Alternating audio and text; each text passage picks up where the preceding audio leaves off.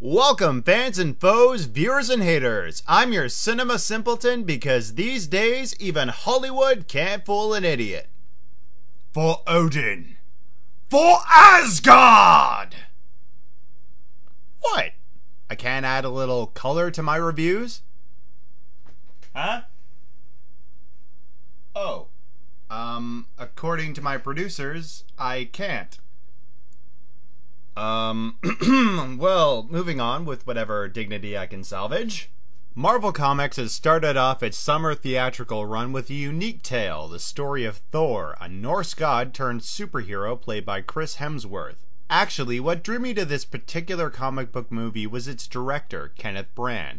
While I myself have not seen a lot of his Shakespearean films, I was quite interested to see where he was going to take this mythology. Except, to be honest, there wasn't much of a Shakespearean feel to this movie. I mean, aside from the obvious realm of Asgard and power of the gods stuff, the performances didn't have that much that was larger than life to them.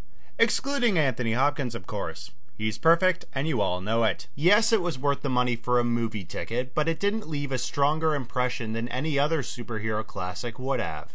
But what I truly found impressive about Branagh's take on the Nordic legend is that here, he gives his whole magical atmosphere a kind of sci-fi feel that comfortably fits with the sort of larger universe that Marvel's going with in their franchises.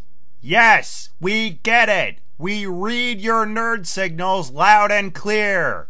But for what Thor was trying to sell us, you kind of walk out of the theater wishing they'd gone a little further. With such a widespread cast of characters, insight was lacking in their individual story arcs, and the action received seemed pretty standard. You know, for a god with a cement block on a stick. To put it simply, in order to get through a 3-act plot and keep all of the references and backstory in check, you don't get a real sense of who these characters are. And the worst part is, I for one wanted to know a lot more about them. You've got a frickin' warrior princess, a giant Gimli, and an Asian Clint Eastwood, and they're just there as Thor's butt-kicking pep squad.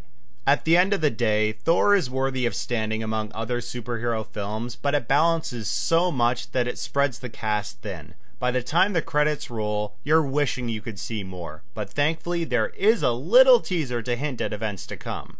Yeah, I know you can smell the card coming. Crossover syndrome!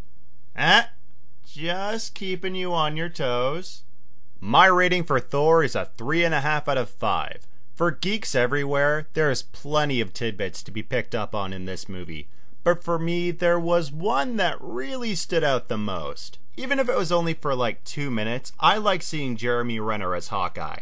But, the next time you're gonna slip in an archer at the last second of filming, maybe you could satisfy the fanboys by having him fire just one arrow!